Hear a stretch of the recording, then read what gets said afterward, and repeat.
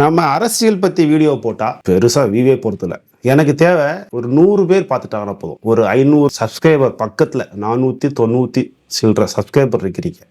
அதில் 100 பேர் பார்த்துட்டா போதும் பார்க்குறேன். அரசியல் பற்றி போட்டால் யாருமே பார்க்க மாட்டாங்க. அதனால நான் இப்போ ஒரு சபதம் எடுத்துட்டேன். இனிமேல் நான் அரசியல் பேச மாட்டேன். கண்டிப்பா இது தமிழறிவி மணியன் மாதிரி கிடையாதுங்க. நான் அரசியல் பேச மாட்டேன். ஸோ இப்போ எதுக்கு வந்திருக்கேன்னு பார்த்தீங்கன்னா, நேற்று பிக் பாஸ் பார்த்துட்டு இருந்தேன். அப்பப்போ பார்ப்பேன். டைம் கிடைக்கும் போது ஃப்ரீயா இருக்கும்போது பார்ப்பேன். நேற்று ஒரு பொண்ணை வந்து எவிட் பண்ணி அனுப்புறாங்க. ரியா அப்படிங்கிற ஒரு பொண்ணை எவிட் பண்ணி அனுப்புறாங்க. அந்த பொண்ணு வந்து வைல்ட் கார்டில் 2 வீக்ஸ் முன்னாடி தான் உள்ள வந்தாங்க. ஸோ உள்ள வந்தபோது சில விஷயங்கள் ரொம்ப ஃபயரா பண்ணாங்க. அது அவங்களுக்கு கொஞ்சம் பேக் ஃபயர் ஆச்சு. ரொம்ப ஆர்வக்குளரா இருக்காங்க அப்படின்னு சொல்லி கமெண்ட்லாம் வந்துச்சு. அவங்க கூடவே இன்னும் ஒரு 5 பேர் வந்தாங்க. ஒருத்தருக்கு ஒரு மாதிரி கமெண்ட் வந்துச்சு. அதுல சில பேருக்கு வந்து சும்மாவே இருக்காங்க அப்படிங்கிற கமெண்ட் வந்துச்சு. எதுக்கு வந்தாங்கன்னு தெரியல. வைல்ட் கார்டில் வந்திருக்காங்க. அப்போ கூட அவங்களுக்கு இங்க அடாப்ட் பண்ணிக்கிறதுக்கு டைம் தேவைப்படுது. இங்க மேட்சை பத்தி புரிஞ்சுக்கிற டைம் தேவைப்படுது அப்படிங்கிற மாதிரி கமெண்ட்ஸ்லாம் வந்துச்சு. அவங்க எல்லாம் உள்ள இருக்காங்க. இந்த ரியா ஆர்வ கோளாறுன்னு பேர் எடுத்தாலும் ஏதோ பண்ணிச்சு. அந்த பொண்ணை எவிட் பண்ணி அனுப்பிச்சிட்டாங்க.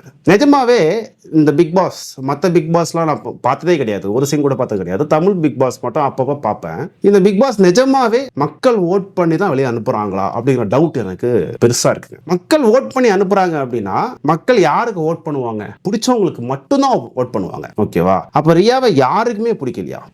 என்னை பொறுத்த வரைக்கும் கேட்டகரிஸ் தாங்க. ஒருத்தர் நல்லா பிடிக்கும், ஒருத்தவங்களை கம்மியா பிடிக்கும், ஒருத்தவங்களை சுத்தமா பிடிக்காது. அந்த மாதிரி இருக்கும். அப்படி இருக்கும்போது நிறைய பேருக்கு பிடிக்காம யார் இருக்காங்களோ அவங்க தான் எவிக்ட் ஆவாங்க. இதுதானே ஃபார்முலா. அப்படி இருக்கும்போது அங்க ஒண்ணுமே பண்ணாம சீன்லயே வராம மிச்சர் சாப்பிடுற நபர்கள், நான் சொல்லணும்னா வைல்ட் கார்டுல வந்தவங்களை ரெண்டாவது சொல்லிக்கலாம். ஃபர்ஸ்ட் லாஞ்சில இருந்தே இருக்கவங்க பாத்தீங்கன்னா பவித்ரா ஜனனின்னு ஒருத்தவங்க இருக்காங்க.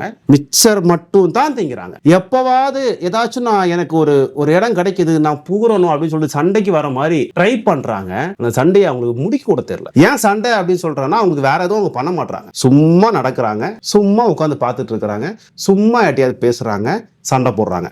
இவ்வளவுதான் பண்றாங்க. அப்போ சண்டை போடுறது ஹைலைட் ஆகுது அப்படின்னா அந்த சண்டையை முடிக்க கூட தெரியல. அந்த அளவுக்கு ஒரு மிச்சர் சாப்பிடக்கூடிய ஒரு கண்டஸ்டன்ட் அவங்க அங்க இருக்காங்க. இன்னொருத்தவங்க பாத்தீங்கன்னா விஷாலினி, வைல்ட் கார்டுல உள்ள வந்தவங்க. வைல்ட் கார்டுல உள்ள வராங்க. அவங்க வந்து பிக் பாஸ் பார்த்ததே இல்லையா, பிக் பாஸ்ல என்ன நடக்குன்னு தெரியாதா. ஆனா உள்ள வந்து ரேங்கிங் எல்லாம் கொடுத்தாங்க. ஏதோ பண்ணணுமே பண்ணாங்க. வந்த உடனேயே அவங்க நான் பிக் பாஸ் பார்க்கலன்னு சொல்றதுக்கு முன்னாடியே தெரிஞ்சு போச்சு இவங்க பிக் பாஸ் பார்க்கல. ஏன்னா ஜட்ஜ்மெண்ட் எல்லாமே தப்பா இருந்துச்சு. அந்த அளவுக்கு ஒருத்தங்க எதுவுமே பண்ணலங்க, சும்மாவே தான் இருக்காங்க. அவங்கள மக்களுக்கு பிடிக்குதா, அவங்கள உள்ள இருக்குன்னு நினைக்கிறாங்களா அப்படிங்க தெரியல. இதெல்லாம் பார்க்கும்போது இது மக்கள் ஓட் பண்ணி அதன் அடிப்படையில எவிட் பண்ற மாதிரி தெரியல. இதுல வேற ஏதோ விஷயம் இருக்கு. பேமெண்ட் சம்பந்தமான விஷயங்கள் இருக்கலாம். யாருக்கு அதிக பேமெண்ட், யாருக்கு கம்மி பேமெண்ட், யார் வேற ஏதாச்சும் டிஆர்பி தொடர்பான வேற ஏதாவது விஷயங்கள் இருக்கலாம் அப்படிங்கிற மாதிரி தான் நினைக்கிறேன். கண்டிப்பா இது மக்கள் ஓட் பண்ற மாதிரி இல்ல. இதை தாண்டி கேமா பார்த்தா போன பிக் பாஸ் சீசன்ஸை விட இந்த பிக் பாஸ்ல அந்த வித்தியாசம் பாய்ஸ் வர்சஸ் கேர்ள்ஸ் அப்படிங்கிற ஒரு விஷயம் போயிட்டு இருக்கு இல்லையா, அது இன்ட்ரெஸ்டிங்கா இருக்குது. இப்போ புதுசா ஒன்று பண்ணியிருக்காங்க.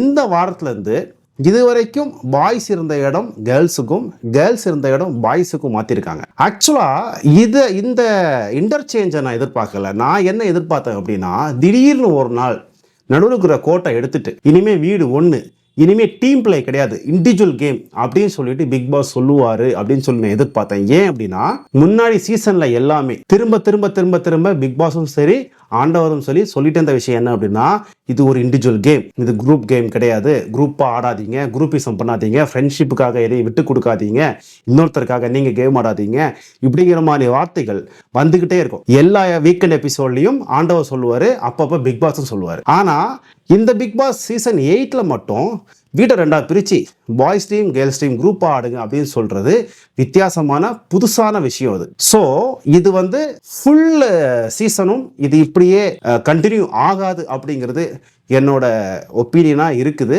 கண்டிப்பா ஒரு நாள் இந்த வீடு நடுவுல கோதாவரி கோட்டை அழி அப்படிங்கிற மாதிரி நடுவுல இருக்கிற கோட்டை அழிச்சு வீடை ஒன்னா ஆக்குறதுக்கான வாய்ப்பு கண்டிப்பா இருக்கு. ஸோ இது வரைக்கும் 6 வாரம் இப்படி இருந்த வீடு அடுத்த 6 வாரம் இப்படி இருக்கட்டும், அதுக்கு பிறகு நான் கோட்டை அழிச்சு நான் வந்து வீட்டை ஒன்னா ஆக்குறேன் அப்படிங்கிற பிளானா கூட இது இருக்கு. இருக்கலாம். பட் ஸ்டில் இங்க 2 விதமான பிளே ஒன்று போயிட்டு இருக்குது. சில நேரங்கள்ல பசங்க வந்து நல்ல டீசென்டான ஒரு கேம் ஆடுற மாதிரி இருக்குது, சில நேரங்களில் அவங்க சொதப்புறானுங்க.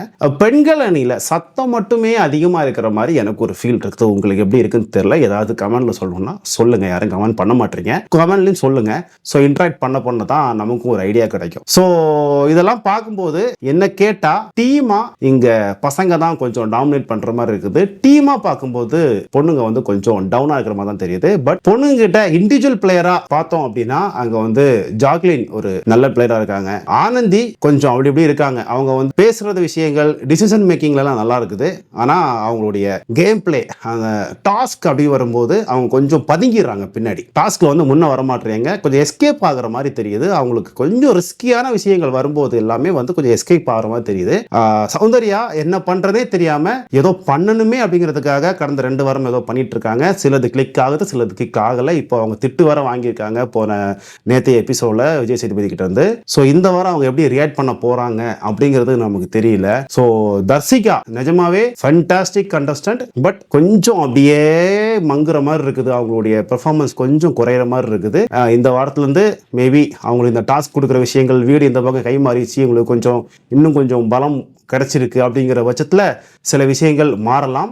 இந்த பக்கமும் பசங்களுக்கு இனிமே நிறைய டாஸ்க் செய்ய வேண்டி இருக்கும் அப்படிங்கிறத வச்சு பசங்க மேபி இதை இன்னும் சுவாரஸ்யமா ஆக்குறதுக்கு முயற்சி பண்றாங்களா அல்லது டவுன் ஆகிறாங்களா அப்படிங்கிறத யோசிக்கணும். சேம் டைம் இந்த பக்கம் வீடு கிடைச்சிருக்கு, டாஸ்க் கொடுக்கிற இடத்துல பெண்கள் இருக்காங்க.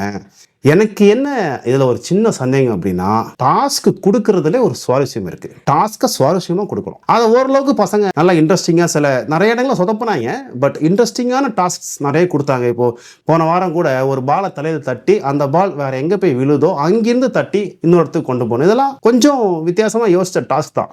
அந்த அளவுக்கு பெண்கள் யோசிச்சா நல்லா இருக்கும். ஆனா எனக்கு என்னமோ சொதப்பிடுவாங்களோ, டாஸ்க் ஏதாச்சும் கொடுத்து இந்த வாரம் ஃபுல்லா மொக்கையா டாஸ்க் கொடுத்து சொதப்பிடுவாங்களோ அப்படிங்கிற ஒரு டவுட் இருக்கு. அப்படி சொதப்புனா பருத்தி மூட்டை குடோன்லயே இருந்திருக்கலாமோ, வீடு இந்த பக்கமே பசங்க கிட்டே இருந்திருக்கலாமோ அப்படிங்கிற மாதிரி ஒரு ஃபீல் கொடுத்துரும். இத அடுத்த வாரம் விஜய் சேதுபதி வந்து என்ன சொல்ல போறாருன்னு தெரியல. ஸோ நமக்கு இன்னும் 5 நாள் இருக்கு. 5 நாள்ல இவங்க என்ன பண்றாங்க அப்படிங்கறத பார்க்கலாம். நாளை இன்னொரு வீடியோ சந்திப்போம். நன்றி.